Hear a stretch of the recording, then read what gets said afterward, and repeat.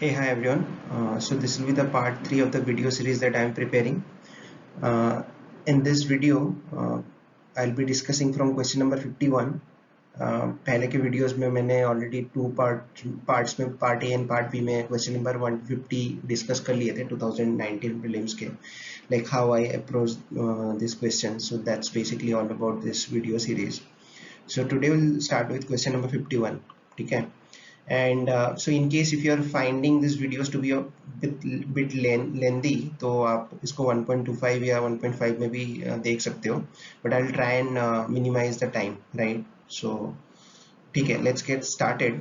So this is question number 51. तो यहाँ पे क्वेश्चन नंबर ये पीबीटीजीएस के ऊपर था, पर्टिकुलरली वल्नरेबल ट्राइबल ग्रुप्स के ऊपर था. ये आप अगर चारों स्टेटमेंट पढ़ोगे तो पीबीटीजीएस reside in 18 states and 1 union territory.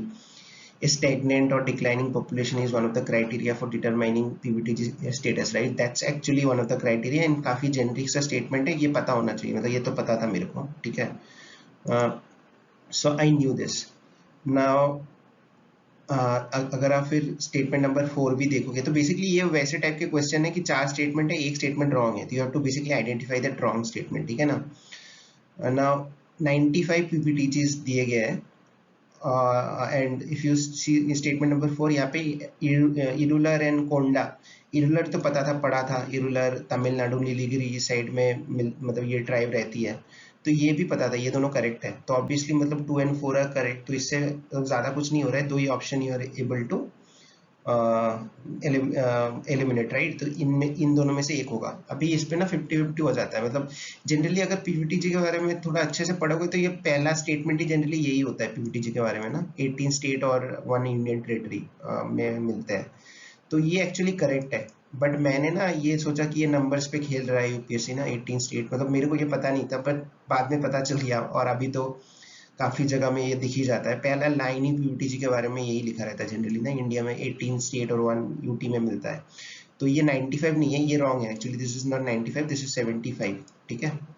तो पीपीटीजी के ऊपर थोड़ा और देख लेना कि पीपीटीजी को कौन से मिनिस्ट्री के अंडर में आता है, उनको क्राइटेरिया, आइडेंटिफिकेशन क्राइटेरिया क्या क्या है, ठीक है, वो देख लेना, वो इंपॉर्टेंट हो जाता है. सो ये गया क्वेश्चन नंबर 51. Question number 52.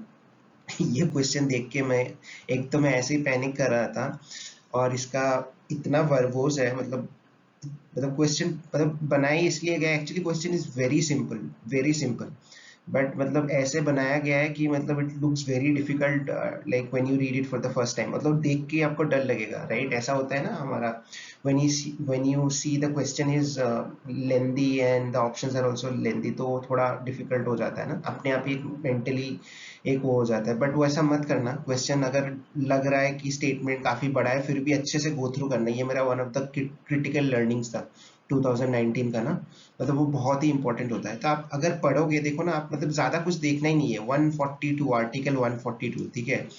तो यार आर्टिकल 142 पता ही है, मतलब कौन से रेंज में किस किस का आर्टिकल्स आते हैं. Article 142 is like supreme court का जो उनका एक पावर दिया गया ना, like to do complete justice, उनको एक ये पावर दिया गया है, ठीक है.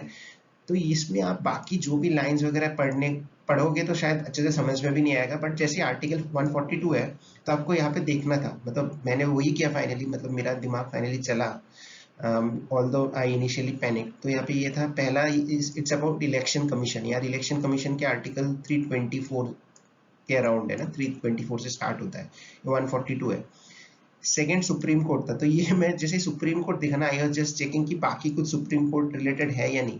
बाकी आप देखोगे कोई भी सुप्रीम कोर्ट रिलेटेड नहीं है. ये इमरजेंसी के ऊपर है, ये 360 मतलब फाइनेंशियल इमरजेंसी, राइट.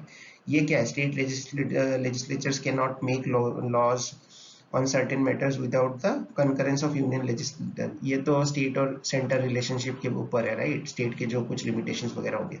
तो यार ये मतलब ना, जितना टफ दिखाने का कोशिश किया गया था, एक्चुअली उतना ही आसान सा क्वेश्चन है. एक्चुअली वेरी इजी क्वेश्चन, और इट वाज डूएबल. मतलब अगर आप पैनिक नहीं करोगे तो I was also able to do it, मतलब I could do it, but initially I also panicked, but luckily मैंने पढ़ लिया था बाद में and I was able to do it.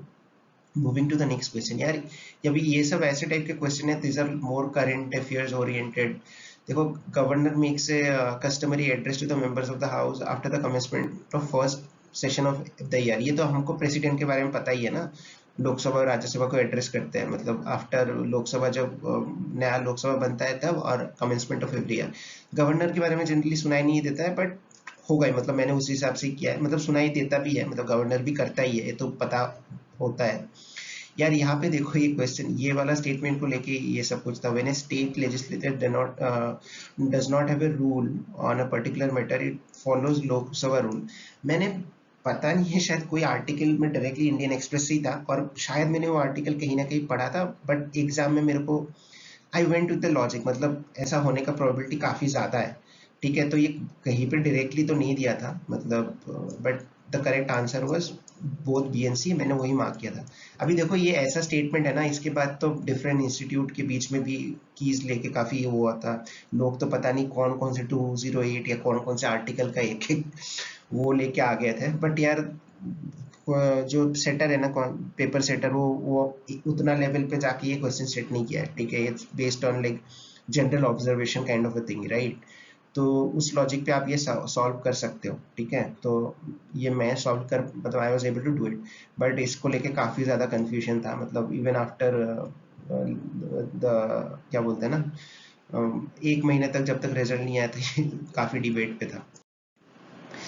Next is यार, ये यूनाइटेड नेशंस के कन्वेंशन के ऊपर है। टू बी ऑनेस्ट, ये मेरे को तो कोई क्लू ही नहीं था, I was like literally clueless about this question. तो ये जो कन्वेंशन अगेंस्ट करप्शन है और कन्वेंशन अगेंस्ट ऑर्गेनाइज क्राइम्स है, यार ये दोनों ना इंडिया ने, आई थिंक दे रेटिफाइड इन 2011। मेरे को तब ये नहीं पता था, बाद में मैंने पढ़ा था, तो 2011 के अराउंड शायद रेटिफाई किया था। तो मेरे को ये क्वेश्चन का सोर्स समझ में नहीं आया, शायद उस ईयर में डिस्कशन में था, या तो कहीं पे न्यूज़ में आया होगा, अदरवाइज तो मतलब इस क्वेश्चन का सोर्स निकालना बहुत ही मुश्किल है, ठीक है। और मतलब ये पता नहीं होगा तो करना मुश्किल है। यहाँ पे देखो, मैं मतलब ये स्टेटमेंट अगर पढ़ोगे, ये थोड़ा एक्सट्रीम लगता था कि United nation convention against corruption is the first legally binding. तो बहुत लोग शायद वो सोच के कि मतलब 1 and 3 मार्क किए होंगे, मैंने भी शायद वही किया था कि फर्स्ट लीगली बाइंडिंग नहीं होगा, उसके पहले कुछ ना कुछ तो हो गई, बट एक्चुअली ये रॉन्ग है, ये करेक्ट है, मतलब this was the first legally binding. But ये स्टेटमेंट अगर कोई अच्छे से थोड़ा सेंस लगा के पढ़ेगा ना, ये स्टेटमेंट एलिमिनेट कर पाएगा। यहाँ पे देखो, a highlight of the convention was कि inclusion of a specific chapter aimed at returning assets to their rightful owners from where they had taken illicitly। तो ये ऑर्गेनाइज क्राइम में तो नहीं होगा, ये शायद अगेंस्ट कन्वेंशन वाले उसमें होगा, करप्शन वाले कन्वेंशन में होगा।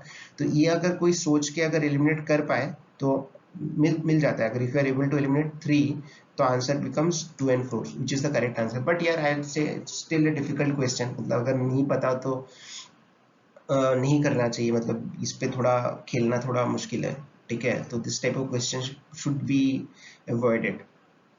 अभी देखो, ये क्वेश्चन मैंने मैं तो जब पढ़ रहा था मेरे को कुछ समझ भी नहीं आ रहा, पता नहीं एग्जाम प्रेशर में, बट इतना आसान सा क्वेश्चन है ना, अभी तो कर दूंगा मैं, मतलब ऐसे टाइप के क्वेश्चन ना मैं कर सकता हूँ। मतलब वही होता है ना, वंस यू, यही होता है लर्निंग्स ना, मतलब एक बार देने के बाद जो सिली मिस्टेक्स किए थे तो पता चल जाता है।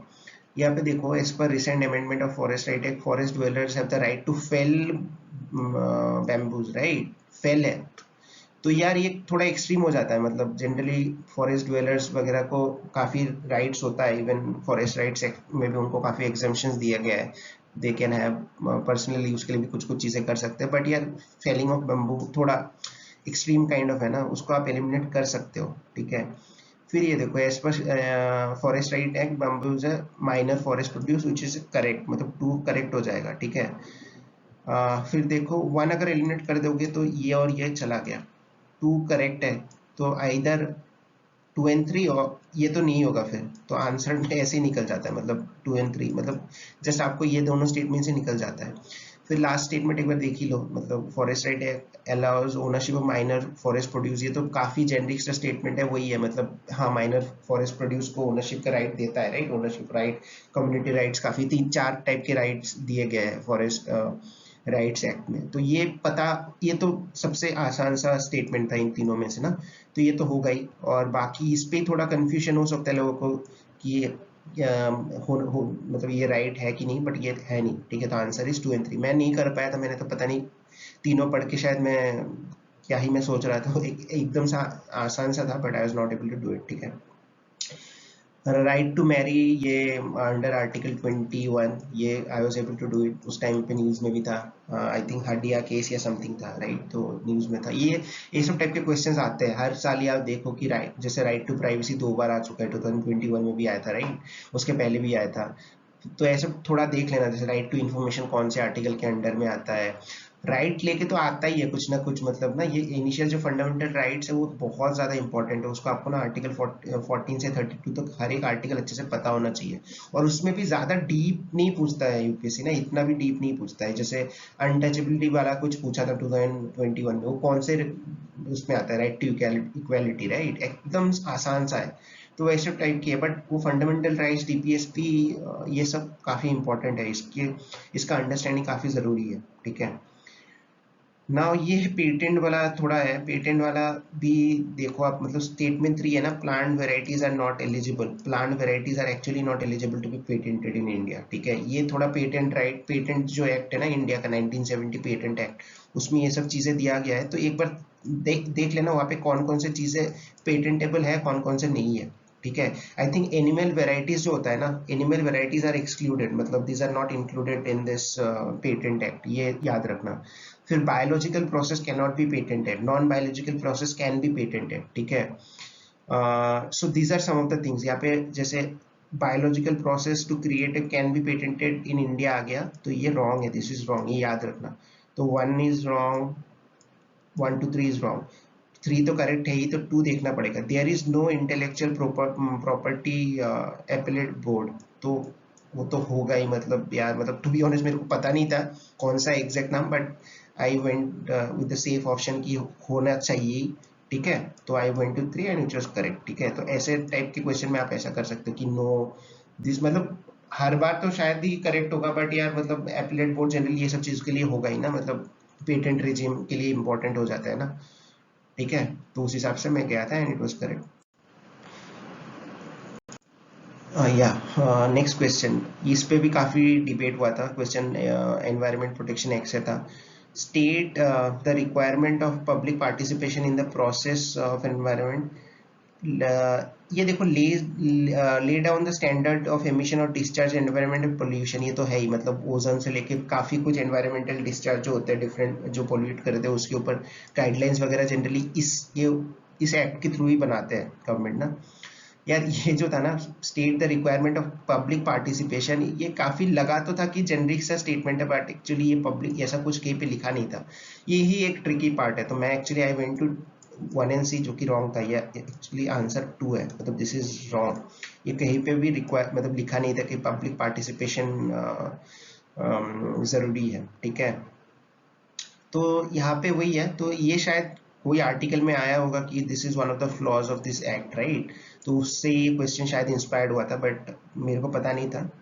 तो आई डिड इट रॉन्ग, मतलब इट वाज रॉन्ग। ये तो इजीली, मतलब second statement is easy, but first statement was bit tricky, ठीक है। ये ट्रिकी क्वेश्चन है, बट आपको मार्क करना चाहिए, मतलब 50-50 वाले तो you have to go, you do not have any option, right. 50-50 अगर नहीं आप मार्क करोगे तो आपका हो गया ऑयल पे prelims. Solid waste management rules, which of the following is correct? Waste generator has to segregate waste into 5 categories. यार यहाँ पे categories 5 था, 2 था, मतलब यहाँ पे हाँ यार यहाँ पे 5 कैटेगरीज ही शायद होता है, ठीक है। यहाँ पे वही है, मतलब देखना पड़ेगा कौन से ज्यादा जेनरिक है और कहाँ पे रॉन्ग होने के चांसेस ज्यादा है। Rules provide for exact and elaborate criteria for the identification of sizes of handle, मतलब काफी ज्यादा थोड़ा एक्सट्रीम टाइप लग रहा है exact criteria. It becomes mandatory on the part of waste generator that waste generated in one district can not be, मतलब ये मेरे को पता नहीं था, ये अभी भी शायद मैं आएगा तो मैं नहीं कर पाऊंगा, क्योंकि मेरे को ऑप्शंस काफी क्लोज लग रहा है, ठीक है। आपको अगर पता है तभी आप जाओ, क्योंकि ये क्लोज है, मतलब ये थर्ड भी मेरे को थोड़ा एक्सट्रीम ही लग रहा है, ये भी एक्सट्रीम लग रहा है, ठीक है। The rules are applicable to notified, ये तो चलो ठीक है, ये तो इजी है, मतलब ये notified local bodies, notified towns and all industrial townships only. अच्छा, ये तो देख के लग रहा है कि ये रॉन्ग है, मतलब ठीक है, ओनली आ गया तो ये रॉन्ग है, ठीक है। तो यहाँ पे करेक्ट पूछा है, ठीक है। तो मतलब दिस इज काफी कंफ्यूजिंग है, मतलब I could not do it. तो यहाँ पे करेक्ट कौन सा है एक बार चेक कर लेना। आई थिंक सेग्रीगेट को 5 नहीं होता, आई थिंक 2 या 3 होता है शायद ना। तो ये भी रॉन्ग ही है। तो इन दोनों में से कोई होगा ऑप्शन, इन दोनों में से कोई होगा, ठीक है। बट दिस इज क्लोज आया, मतलब अभी तो मेरे को ये ऐसे टाइप के क्वेश्चन आए, I will not attempt, skip करूंगा मैं, ठीक है। इंडस्ट्रियल एम्प्लॉयमेंट का कुछ ऑर्डर्स आया था, देखो ये स्टेटमेंट पढ़ के मेरे को लगा यार गवर्नमेंट क्यों करेगी ये। If rules for fix term employment are implemented it becomes easier for firms company to lay off workers. Fix term employment, यह मतलब उस टाइम का कुछ ये गाइडलाइंस आया था, ठीक है। मेरे को पता नहीं था, बट मैंने ये डी मार्क किया था, जो कि पूरा पूरी रॉन्ग था। ये आंसर सी है। No notice of termination of employment shall be necessary in case of temporary workman. तो मेरे को लगा था यार मतलब गवर्नमेंट तो ये सब अगर कुछ गाइडलाइंस निकाल रही है तो इट विल बी मोर, मतलब लेबर को प्रोटेक्ट करने की, मतलब आई थिंक प्रोटेक्शन के ऊपर ज्यादा फोकस्ड होगा, यहाँ पे आसान बना रहा है। बट एक्चुअली अभी रिसेंट टाइम्स में government ease of doing business के लिए मतलब लेबर रिफॉर्म्स कर रही है, राइट। तो ताकि hiring and firing becomes bit more convenient, मतलब फार्म साइजेस इंक्रीज हो वो सब के लिए, राइट। तो एक्चुअली ये दोनों ही करेक्ट था, ठीक है। तो शायद अभी इस सब टाइप के क्वेश्चन आने से आप उस लॉजिक से सोच के इसको कर सकते हो, ठीक है। बट मैंने करेक्ट नहीं किया था ये। यार फिर से कोई आ गया, सॉरी, ये तो पहले ऑलरेडी डिस्कस्ड है। Service area approach lead bank scheme, ये पता था, मतलब पढ़ा था या कहीं पे पढ़ा, तो मतलब कोई मॉक करते हुए पता था। लीड बैंक स्कीम क्या है, मतलब बेसिकली 1969 में शायद ये स्टार्ट हुआ था फाइनेंशियल इंक्लूजन के लिए, और आपका क्या बोलते हैं सेमी रूरल और रूरल एरिया डेवलपमेंट के लिए, राइट। बेसिकली एक मेन बैंक होगा विच विल वहाँ पे they will work in each district में, एक आइडेंटिफाई होगा एंड देन वो डिस्ट्रिक्ट में फाइनेंशियल इंक्लूजन और बाकी जो ऑब्जेक्टिव्स है उसके ऊपर काम करेंगी। तो ये सर्विस एरिया अप्रोच उसी के ऊपर है, ठीक है। ये शायद आरबीआई ने इंट्रोड्यूस किया था कि बाद में, मतलब it was not directly introduce under lead bank scheme, ये बाद में किया था शायद 10-20 साल बाद। ये तो चलो ठीक है, आसान सा क्वेश्चन था। मोस्ट ऑफ इंडिया एक्सटर्नल डेब्ट is owned by government entities, ये रॉन्ग है। मोस्ट, ये याद रखना, अभी भी ये सब टाइप के क्वेश्चन वेरी इंपॉर्टेंट है। These are like private entities के ज्यादा है, ठीक है। और टोटल अभी एक्सटर्नल डेब्ट कितना है, आई थिंक इट्स अराउंड 5, मतलब मार्च 21 तक आई थिंक $500 बिलियन के ऊपर था कुछ, ठीक है।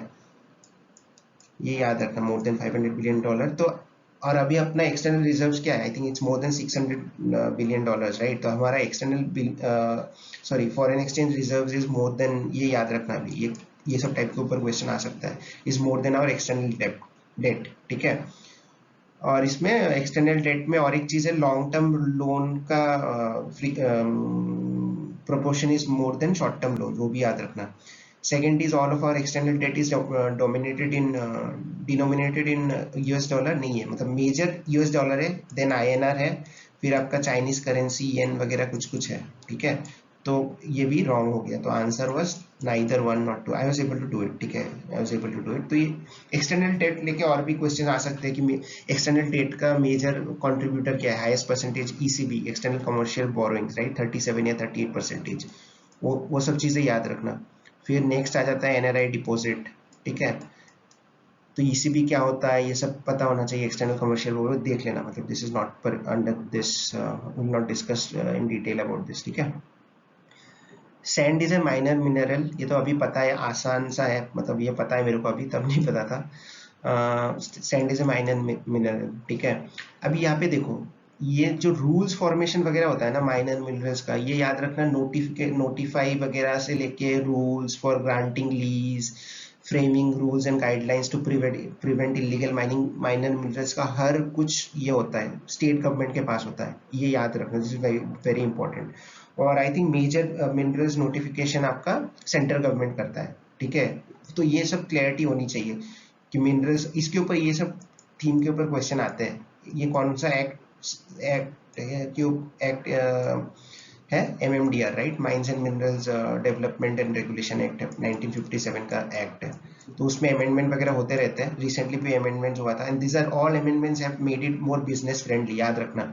जैसे अभी रिसेंट अमेंडमेंट हुआ है कि जैसे कोल और इग्नाइट की लाइसेंस में, राइट, तो उसमें एंड यूज रेस्ट्रिक्शन वगैरह हटा दिया गया है। जो कंपनी पहले कभी इंडिया में कोल एक्सप्लोरेशन या माइनिंग नहीं की, उनको भी अभी ऑक्शन में they can take part, right. Advance auction हो सकते हैं, स्टैट्यूटरी क्लियरेंस जो पहले अगर किसी और कंपनी के पास था दैट कैन बी एक्सटेंडेड। तो these are like this steps are being taken to ease of doing business, right. ये सब एरियाज में मतलब लाइसेंसिंग वगैरह में, ठीक है, एक्सप्लोरेशन एंड लाइसेंसिंग। तो ये सब टाइप के ऊपर अगर क्वेश्चन आना तो ब्रॉड ट्रेंड याद रखना, गवर्नमेंट अभी क्या करने का कोशिश कर रहा है, ये सब चीजों में मोर बिजनेस फ्रेंडली, राइट। तो उस हिसाब से ऑप्शन को एलिमिनेट करने का ट्राई करना, ठीक है। तो यहाँ पे देखो states government have the power to rules, ये तो करेक्ट है। यहाँ पे देखो state government have the power to grant mining license but the powers regarding formation, ये भी ये यहाँ पे बोला गया है सेंट्रल गवर्नमेंट नहीं, ये भी स्टेट गवर्नमेंट के पास ही है। तो टू बिकम्स रॉन्ग, वन तो करेक्ट है, तो 1 and 3 is the correct answer, ठीक है। और एक चीज याद रखना, ये लाइसेंस सॉरी मेजर और माइनर मिनरल्स कैसे कैसे आइडेंटिफाई होता है, ये कितना प्रोपोर्शन में है, उस सब चीज के ऊपर कुछ नहीं है, मतलब कितना इंडिया में अवेलेबिलिटी हो सबके ऊपर नहीं, एंड यूज के ऊपर है, मतलब वो मिनरल का एंड यूज कितना ज्यादा है, कितना इंपॉर्टेंट है, तो उस सब के चीज के ऊपर है, ठीक है। तो वो याद रखना। Next is which of the easy very easy question, which of the following is not included. Asset क्या नहीं है, कमर्शियल बैंक नॉट, उनका कौन, ये चारों में से कौन सा एसेट नहीं आता है।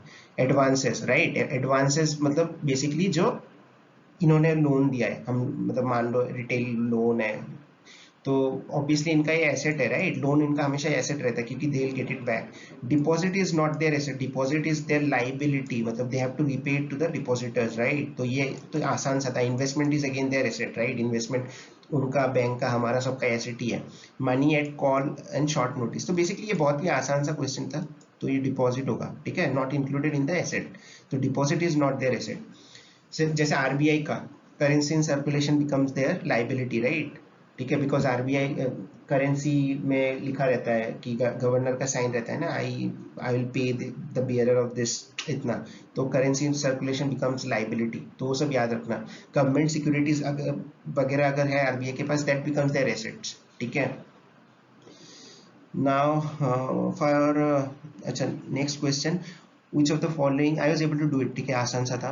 which of the following factors are contributor to reducing the risk of currency crisis, ठीक है। करेंसी क्राइसिस को रिड्यूस करने के लिए क्या क्या कर सकते हैं, फॉरेन एक्सचेंज, अच्छा, which of the following factor are contributors to reducing the risk, अच्छा मतलब करेंसी रिस्क कम हो तो कौन, मतलब उसके कंट्रीब्यूटर क्या क्या है। The foreign currency earnings of Indian IT sector, obviously मतलब फॉरेन करेंसी अर्निंग अगर इंडियन आईटी सेक्टर का ज्यादा होगा तो आवर मतलब करेंसी रिस्क घट जाएगा, right. Increasing the government expenditure, यार इंक्रीजिंग द गवर्नमेंट एक्सपेंडिचर नहीं होता है, ये उल्टा होगा, ठीक है। मतलब increasing the government expenditure will increase the chances of inflation, right. Inflation जैसे ही बढ़ जाता है तो आपका करेंसी का डिवैल्यूएशन हो जाता है, राइट, तो करेंसी रिस्क में आ जाता है, वो याद रखना। बेसिकली इन्फ्लेशन मतलब सेम पैसे से आप मतलब पहले मान लो 100 रुपये से if you are able to buy 10 apples, right, अभी इन्फ्लेशन हो गया तो you'll be able to buy 8 apples, right. तो your value of your currency is decreasing, means your currency risk is increasing, right. तो यहाँ पे क्वेश्चन वो नहीं पूछा है, मतलब करेंसी रिस्क को रिड्यूस क्या क्या करेगा, तो ये रिड्यूस नहीं करेगा, ये इंक्रीज करेगा, ठीक है, तो 2 नहीं होगा। रेमिटेंसेस ऑफ इंडियंस अब्रॉड, तो इंडियंस जो बाहर से रेमिटेंसेस भेजेंगे अगर वो ज्यादा आ रहा है तो obviously that will reduce our currency risk, right. तो 1 and 3, तो आसान सा था, मतलब ये सब टाइप के अप्लाइड इकोनॉमी में तो अप्लाइड टाइप के क्वेश्चन आपको कॉन्सेप्ट पता होने चाहिए, इन्फ्लेशन वगैरह, इंटरेस्ट रेट, राइट, ये सब टाइप के क्वेश्चन हम आगे भी डिस्कस करेंगे। 2020-21 में भी काफी ऐसे क्वेश्चन आए हैं, राइट। ये तो स्टैटिक सा क्वेश्चन है kind, which of the following suggested the governor should be an eminent person, ये पता होता है क्योंकि हम लोग जब मेंस वगैरह के लिए तैयारी करते हैं, इवन आई थिंक लक्ष्मीकांत में भी दिया गया है, तो यहाँ पे ये सरकार या कमीशन ने सजेस्ट किया था, and I was able to market correctly, I knew that, ठीक है। न्यू मतलब न्यू क्या मतलब आई वाज एबल टू, मतलब हाँ मतलब याद आ गया उस टाइम पे कि ये सरकार या कमीशन, पुंसी कमीशन वगैरह, ये ही लोग गवर्नर के ऊपर काफी रिकमेंडेशन वगैरह दिए थे, राइट। तो एमिनेंट पर्सनैलिटी वाला सरकार या कमीशन के था। फिर यहाँ पे देखो यार, which of the following is issued by regional foreign portfolio investors to overseas investors who want to be part of Indian stock market, तो FPIs ये पता था, ये मेरे को पता था कि पार्टिसिपेटरी नोट होता है। पार्टिसिपेटरी नोट के थ्रू मतलब जो फॉरेन इन्वेस्टर्स होते हैं ना, जो कि want to invest in Indian stock markets वगैरह, तो ये पार्टिसिपेटरी नोट के थ्रू करते हैं। और ये जो FPIs होते हैं ना, basically they are registered with SEBI, और ये फाइनली ये इनके थ्रू ही ये फॉरेन इन्वेस्टर इन्वेस्ट करते हैं। सर्टिफिकेट ऑफ डिपॉजिट क्या होता है? जो बैंक में मान लो आपने पैसा जमा रखा है तो bank will give you certificate of deposit, हाँ भाई तुम्हारा इतना पैसा जमा है। प्रॉमिसरी नोट इज अ क्या बोलते हैं, it's kind of financial instrument की उसमें प्रॉमिस रहता है कि मैं आपको इतना पैसा दूंगा, इतना इंटरेस्ट रेट वगैरह वगैरह, right. I promise to pay. Commercial paper तो यार बैंक की शायद ये करता है to raise their short term loans, ठीक है। और ये कमर्शियल लोन ये रहता है, इट्स नॉट सिक्योर्ड, अनसिक्योर्ड, मतलब it's kind of a promissory note only, unsecured है ये, ठीक है। कमर्शियल पेपर जो कि बैंक्स अपना मान लो पेबल्स वगैरह के लिए दे लो, मतलब कमर्शियल पेपर ये करके इशू करके they raise debt security, debt from the market, ठीक है। Question number 1, compensatory afforestation as per the fund management planning authority exist at both and state level, ये तो पता है, ठीक है। और ये याद रखना कि ये जो फंड है उसमें 90% पैसा शायद स्टेट का जो कंपेंसेटरी एफोरेस्टेशन फंड है उसमें जाता है, 10% सेंट्रल में जाता है, ठीक है। तो ऑब्वियसली दोनों में ये तो पता ही है, तो दोनों में ऐसे अथॉरिटीज तो होंगी, right, to plan. People's participation, यहाँ पे फिर से पीपल्स पार्टिसिपेशन इज मैंडेटरी, इस पे ही ये था, तो इसका भी शायद आंसर ए है, मतलब people participation is not mandatory, ऐसा कुछ था, ठीक है। ये मैंडेटरी में आप थोड़ा ये कर सकते थे, हाँ मैंडेटरी है, मतलब थोड़ा एक्सट्रीम हो जा रहा है, बट आई थिंक मैंने ये 1 और 2 दोनों ही मार्क किया था, तो I had marked it wrong, मतलब मेरा रॉन्ग हुआ था, बट कर सकते हैं, मतलब आसान सा ही बोलूंगा मैं, मतलब पूरी आसान तो नहीं है, बट 50-50 पे आपको खेलना है, ठीक है। You can easily eliminate one, मतलब 2 ऑप्शंस, राइट, क्योंकि ये पता ही है, एकदम सिंपल सा है। Yeah, so coming to question number 69, basically यहाँ पे बोला गया है कि out of this 5 options or कि who all can review the independent regulators like in different sectors like telecom, insurance वगैरह। तो ये जब मैं देखा तो टू बी ऑनेस्ट डायरेक्टली तो पता नहीं था ना, आपको भी पता है, मतलब ये सब ऐसे टाइप के क्वेश्चंस है, this are not given anywhere, right, not in any book और probably in any newspaper, directly आपको कहीं पे नहीं मिलेगा, ठीक है। सो यहाँ पे जनरल अवेयरनेस ही काम आता है कि आपको देखना पड़ेगा, you have to trust your knowledge, right. जैसे फाइनेंस कमीशन हो गया, तो फाइनेंस कमीशन तो इट्स ड्यूटी टू कि जो आपका वर्टिकल एंड हॉरिजॉन्टल डिवोल्यूशन होगा, right, of the central government का जो भी टैक्स का पूल है उसके ऊपर काम करना है, राइट। सो क्राइटेरिया डिफाइन करना है एंड देन बताना है, तो वो ये सब में क्यों ही करने जाएगा, तो with that logic I eliminated 2 and मतलब 3 एलिमिनेट कर दिया, तो मेरा ये दोनों अपने आप एलिमिनेट हो गया। अभी देखो 1 एंड 2 बचता है, राइट, मतलब 1 एंड ए एंड डी, तो उसमें 5 देखो। नीति आयोग भी कभी सुना नहीं कि नीति आयोग वो क्या है, नीति आयोग का बेसिकली काम है आपका policy think tank, right, strategic direction वगैरह देगा, they are making all this indices and all. Why do you think they would do a review of the regulators as such, right. तो एंड ये सब power थोड़ा मतलब parliamentary power ही लगता है, मतलब ना ये कोई भी जाके नहीं कर पाएगा, क्योंकि ये सब स्टैट्यूटरी बॉडीज ही होंगे मोरलेस, जैसे टेलीकॉम के आपके रेगुलेटर हो गए, इंश्योरेंस के, तो कोई भी आके नहीं कर पाएंगे इनके रिव्यू, राइट। तो पार्लियामेंट्री कमेटी के पास ही जनरली ये सब पावर होगा, तो मैं उस लॉजिक से 1 एंड 2 पे गया एंड इट वाज करेक्ट, मतलब आपको ये लॉजिक लगा के ही करना है, आपको कहीं पे नहीं मिलेगा, ठीक है। This is that kind of question. Question number 70, to be honest this is like 5 year plans के ऊपर है, एंड मेरे को ये इसका अभी भी एक का भी ऑप्शन नहीं पता है शायद, एंड यार मतलब वही है, मतलब मेरे को पता नहीं था तो मैंने ये मार्क भी नहीं किया था, बट थोड़ा देख लेना 5 ईयर प्लान में, जैसे ओवरऑल हाई लेवल ट्रेंड पता होने चाहिए, फर्स्ट 5 ईयर प्लान में क्या हुआ था, राइट, सेकंड 5 ईयर प्लान में it was like the impetus was on industrialization, capital good industries, right, जो महानोलोबियस मॉडल बोलते हैं, राइट। फिर आपका थर्ड 5 ईयर प्लान में it was again back to agriculture because India was facing food security crisis, right. फिर fourth में गरीबी हटाओ वगैरह आया था, तो आपको हाई लेवल थोड़ा थोड़ा देख लेना, ठीक है। तो आई थिंक दैट्स ऑल। इस क्वेश्चन में अलग से मेरा डिस्कस करने लायक कुछ है नहीं, बिकॉज मैंने किया भी नहीं था। I think that's all in this video. In the next video, I'll continue from question number 71. और आपका अगर कोई भी फीडबैक है, सजेशन है, बताना। एंड अगर आपको ये वीडियोस हेल्पफुल लग रहे हैं तो भी बताना, एंड सब्सक्राइब करना, मतलब so that you can see the next videos, right, you get a notification, ठीक है। So I'll meet you guys in the next video. Thank you so much for watching. Bye bye.